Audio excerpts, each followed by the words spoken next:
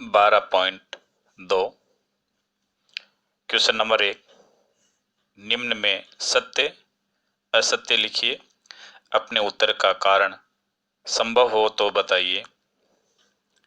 पहला इसका, एक वृत्त की AB व CD क्रमशः 3 सेमी एवं 4 सेमी माप की जीवाएं हैं, जिनके द्वारा केंद्र पर कोण 17 डिग्री और 50 डिग्री कोण निर्मित है, तो ये कथन असत्य है। असत्य क्योंकि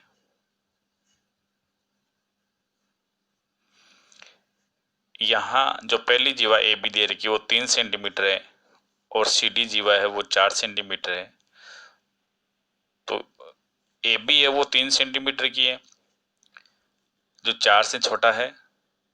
तो जो छोटी जीवा होती है वो केंद्र पर छोटा कोण अंतरित करती है और बड़ी जीवा केंद्र पर बड़ा कोण अंतरित करती है, जबकि यहाँ ये जीवा छोटी है जो 70 डिग्री का कोण बना रही है, इसलिए ये कथन असत्य हो गया, असत्य है। क्योंकि छोटी जीवा केंद्र पर छोटा कोण अंतरित करती है,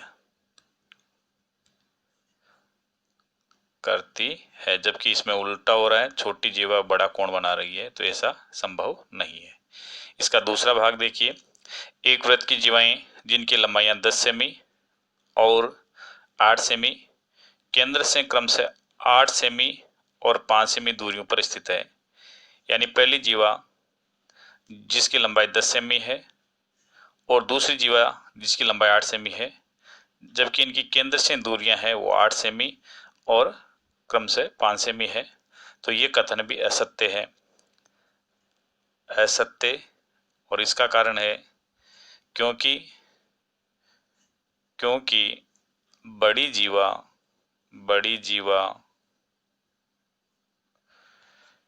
केंद्र के पास होती है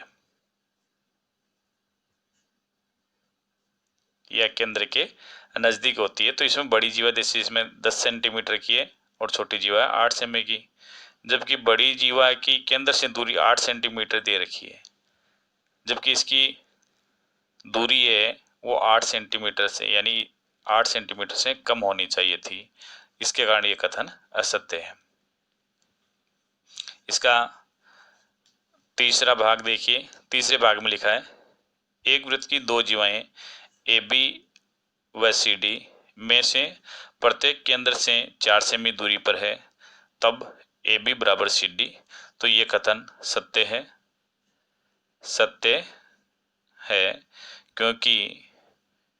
क्योंकि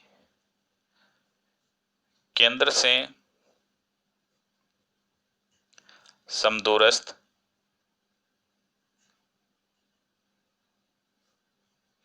जीवाएं बराबर होती है। इसमें दोनों की केंद्र से दूरी 4 सेंटीमीटर दे रखी है। AB व CD दोनों की दूरी है वो केंद्र से 4 सेंटीमीटर है, इसका मतलब केंद्र से समान दूरी पर स्थित है, इसलिए AB बराबर CD इसमें होगा, ये बात सत्य है। इसका चौथा क्वेश्चन, O और ओडेस केंद्रों वाले दो सर्वांगसम वृत्त A और B दो बिंदुओं पर प्रतिच्छेद करते हैं, तब कोण AOB और कोण AOD भी बराबर हैं, तो ये कथन भी सत्य होगा। जैसे ये दो वृत्त है, ये एक दूसरे को सर्वांग समवृत्त है दोनों, एक का केंद्र O है और दूसरे का O और O है, ये बिंदु A और B पर काटते हैं, तो ये इनकी उभयनिष्ठ जीवा हो गई AB। तो सर्वांग सम वृत्त केंद्र पर समान कोण अंतरित करते हैं, इसलिए कोण AOB बराबर कोण ए ओडीएस बी होगा, क्योंकि इसके द्वारा ये केंद्र पर ये कोण बनेगा। तो दोनों में जीवा की लंबाई क्या होगी, बराबर है, तो ये दोनों कोण क्या होंगे, बराबर होंगे। तो कथन है सत्य। इसका कारण हो गया कि सर्वांगसम समवृत्त की बराबर जीवाएं संगत केंद्रों पर बराबर कोण अंतरित करती है।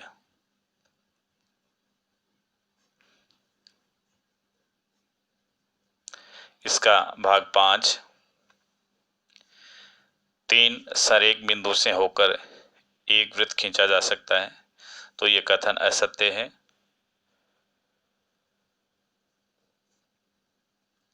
असत्य क्योंकि 3 असरेख बिंदु से, क्योंकि 3 असरेख बिंदुओं से होकर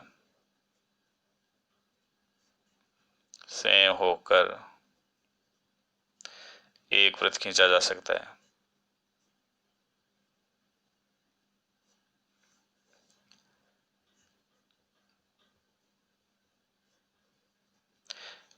भाग 6, 2 बिंदु ए और बी से होकर 4 सेमी त्रिज्या का वृत्त खींचा जा सकता है यदि ए बी बराबर 8 सेंटीमीटर। तो ये कथन सत्य है। सत्य है क्योंकि व्यास बराबर 2 गुणा त्रिज्या होता है, तो इस वृत्त का व्यास ए बी हो जाएगा, जो उसकी त्रिज्या 4 गुणा 2 यानी 4 दूनी 8 के बराबर हो जाएगा, इसलिए कथन सत्य है। क्वेश्चन नंबर 2, क्वेश्चन नंबर 2 में देखिए, एक वृत्त की त्रिज्या 13 सेमी है और उसकी एक जीवा की लंबाई 10 सेमी है, तो इस वृत्त की केंद्र से दूरी ज्ञात कीजिए। तो हमें त्रिज्या दे रखी है, त्रिज्या बराबर दे रखी है,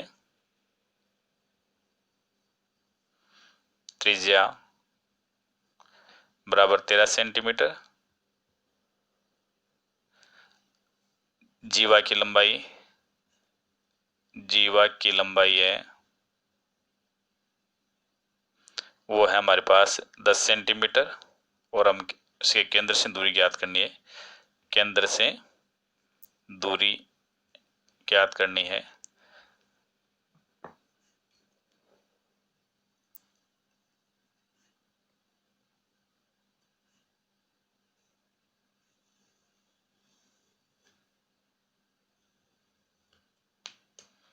ये मान लीजिए एक वृत्त है जिसका केंद्र O है, इसकी एक जीवा दे रखी है हमें, जैसे ये इसकी जीवा हो गई, इस जीवा की लंबाई है 10 सेंटीमीटर, तो A और ये B, ये हो गई 10 सेंटीमीटर की, और हमें साथ में दे रखा है इसकी त्रिज्या। तो हमें पता है कि केंद्र से दूरी इसकी होगी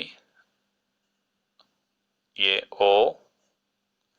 OC, ये OC इसके केंद्र से दूरी हो गई, और त्रिज्या की लंबाई हमें दे रखी है इसके अंदर ये दे रखी है 13 सेंटीमीटर। तो सबसे पहले तो हमें पता है कि केंद्र से जीवा पर खींचा गया लंब जीवा को समद्विभाजित करता है, इसलिए AC बराबर BC बराबर 10/2 बराबर 5 सेंटीमीटर। त्रिभुज OCB में बोधायन प्रमेय से कर्ण स्क्वायर बराबर आधार स्क्वायर प्लस लंब स्क्वायर। तो इसमें कर्ण हमारे पास है 13 सेंटीमीटर, समकोण के सामने की भुजा कर्ण हो गई 13, तो 13 का वर्ग बराबर इसका आधार BC हो गया हमारे पास, BC बराबर हो गया 5 सेंटीमीटर, 5 का वर्ग और प्लस इसका लंब हो गया OC, तो ये हो गया OC स्क्वायर। 13 का वर्ग यानी 13 को 13 से गुणा करने पर हमें प्राप्त होगा 169 बराबर 5 का वर्ग 25 प्लस OC स्क्वायर। पक्षांतरण करने पर हमें प्राप्त होगा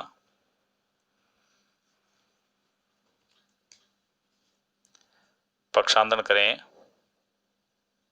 तो ये हो जाएगा 169 माइनस 25 और इधर बराबर में OC स्क्वायर। 125 में से 169 में से 25 माइनस करते हैं तो 9 में से 5 गया 4, 6 में से 2 गए 4, 144 बराबर OC स्क्वायर। और इसका वर्गमूल लेंगे तो OC बराबर हो जाएगा वर्गमूल 144 और इसका वर्गमूल प्राप्त हुआ हमें OC बराबर 12 सेंटीमीटर। तो इस तरह से जीवा की केंद्र से दूरी बराबर हो गई, केंद्र से दूरी बराबर हो गई हमारे पास 12 सेंटीमीटर। जीवा की केंद्र से दूरी 12 सेंटीमीटर इसका आंसर हुआ।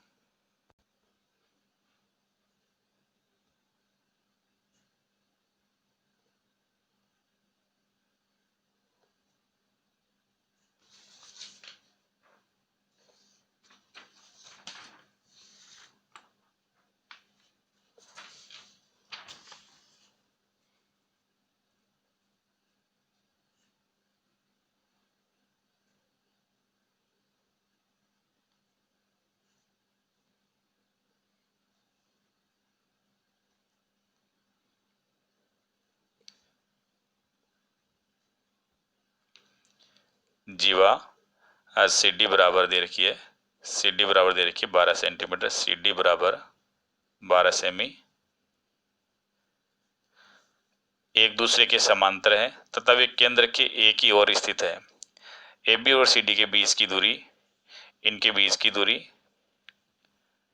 की दूरी दे रखी है हमें, वो दे रखी है बीच की दूरी 3 सेंटीमीटर।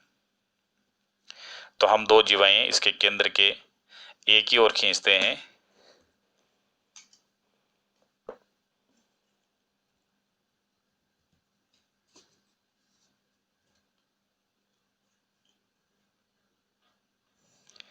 एक जीवा और ये इसकी दूसरी जीवा, दोनों एक दूसरे के समांतर हैं और इसमें AB हमें दे रखी 6 सेंटीमीटर और CD दे रखी 12, जो छोटी वाली है AB बराबर है इसमें 6 सेंटीमीटर और CD बराबर है 12 सेंटीमीटर और इनके बीच की दूरी है, वो बीच की दूरी इसके अंदर हमें दे रखी है 3 सेंटीमीटर। ये दूरी है इसमें 3 सेंटीमीटर दे रखी है और इसको केंद्र से इसकी ये दूरी होगी मान लीजिए x। तो यहाँ देखिए केंद्र से जीवा पर खींचा गया लंब जीवा को समद्विभाजित करता है। तो ये हो गया, यहाँ बिंदु हमारा इसका केंद्र O हो गया, ये हो गया P और ये बिंदु हो गया Q। तो यहाँ देखिए सबसे पहले कि केंद्र O से AB पर लंब खींचने पर ये हो जाएगा AP और BP दोनों क्या होंगे बराबर, AP बराबर BP बराबर हो जाएगा 6/2 बराबर हो गया 3 सेंटीमीटर। हमारे पास AP और BP दोनों 3 सेंटीमीटर हो गए और साथ में CQ और DQ बराबर होगा DQ के, तो वो हो जाएगी हमें CD दे रखी है 12 सेंटीमीटर, तो ये हो जाएगा 12/2 बराबर 6 सेंटीमीटर। और हमें ज्ञात करनी इसकी त्रिज्या, तो हम इसमें दो रचनाएं करते हैं कि एक त्रिज्या तो हम खींचते हैं यहाँ जीवा CD पर और एक खींचते हैं त्रिज्या जीवा AB पर। तो हम सबसे पहले AB पर एक त्रिज्या खींच दी और दूसरी हम इधर CD पर भी खींच दें, तो CD पर त्रिज्या खींचने के लिए इधर खींच दें, ये हमने इस पर खींच दी। माना इसमें माना ओ क्यू बराबर हो गया, ओ क्यू बराबर हो गया x सेंटीमीटर, और हमें ज्ञात करना है वृत्त की त्रिज्या। तो माना वृत्त की त्रिज्या हो गई, त्रिज्या हमने ले ली इसकी r सेंटीमीटर ले लिया। तो यहाँ देखिए सबसे पहले त्रिभुज लेते हैं ए पी ओ, क्योंकि हमने ओ क्यू बराबर अक्ष लिया है, ओ क्यू अक्ष लिया है, तो ये पी ओ बराबर हो जाएगा, पी ओ बराबर हो गया इसके अंदर 3, और ये हमने ओ क्यू लिया एक्स, तो ये हो जाएगा 3 प्लस एक्स या एक्स प्लस 3 सेंटीमीटर। तो त्रिभुज सबसे पहले त्रिभुज ए पी ओ में, ए पी ओ में बोधायन प्रमेय लगाते हैं हम। बोधायन प्रमेय से, तो बोधायन प्रमेय के अंदर है कर्ण, तो इसमें कर्ण हो गया ओ ए, तो ओ ए इसमें हो गया आर स्क्वायर बराबर, ये आर इसकी और इधर ये भी है आर है, तो आर स्क्वायर बराबर हो जाएगा, इसका आधार हो गया ए पी, तो ये हो गया ए पी हमारे पास है 3 सेंटीमीटर, या एक बार लिख दें A P square plus P O square, P O square. तो हमारे पास इनकी वैल्यू है जो रखने पर ए पी की वैल्यू दे रखी है 3 सेंटीमीटर, तो 3 का स्क्वायर, और प्लस पी ओ की वैल्यू दे रखी है 3 प्लस एक्स से, तो ये हो गया 3 प्लस एक्स का होल स्क्वायर। ये समीकरण बन गया एक। दूसरा समीकरण हम त्रिभुज ले लेते हैं O Q D.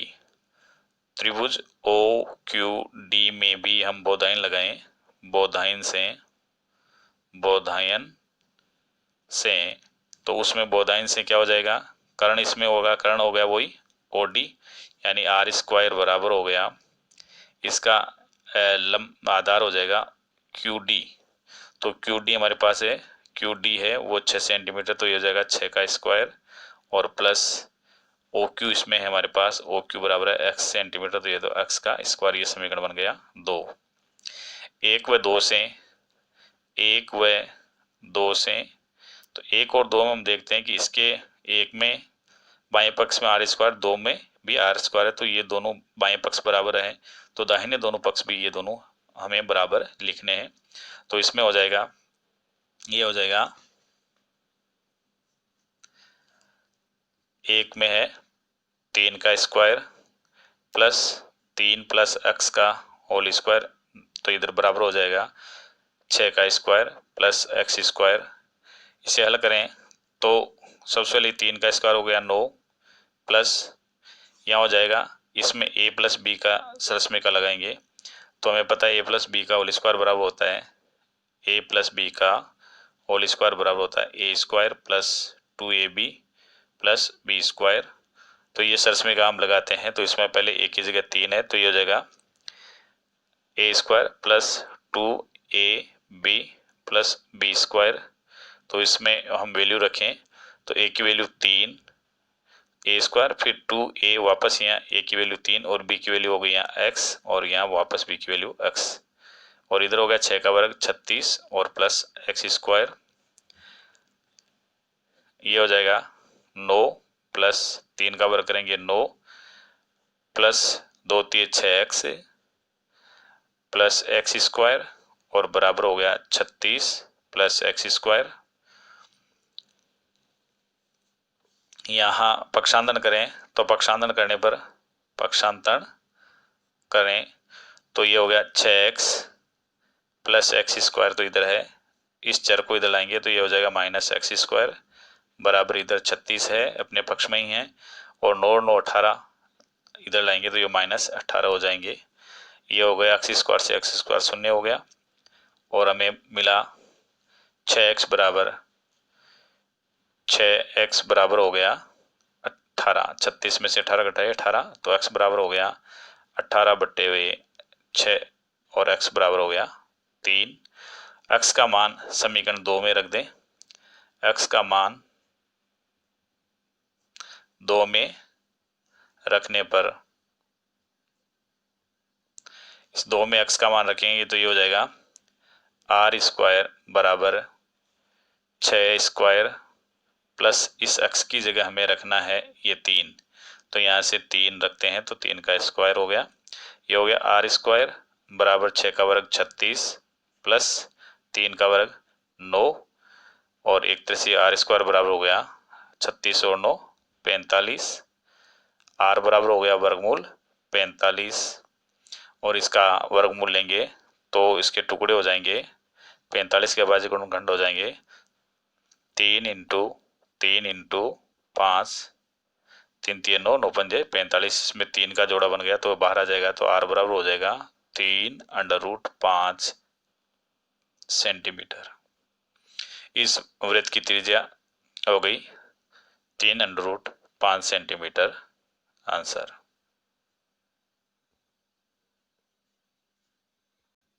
Question number 4, चित्र में दो समान जीवाएं ए बी और सी डी एक दूसरे को ई पर प्रतिच्छेद करती है।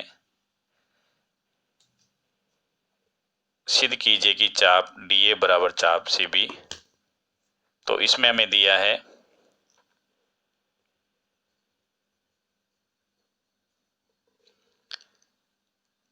समान जीवाएं ए बी बराबर सी डी, ए बी बराबर सी डी दिया है, हमें सिद्ध करना है, सिद्ध करना है चाप डी ए बराबर चाप सी बी, चाप सी बी। उत्पत्ति,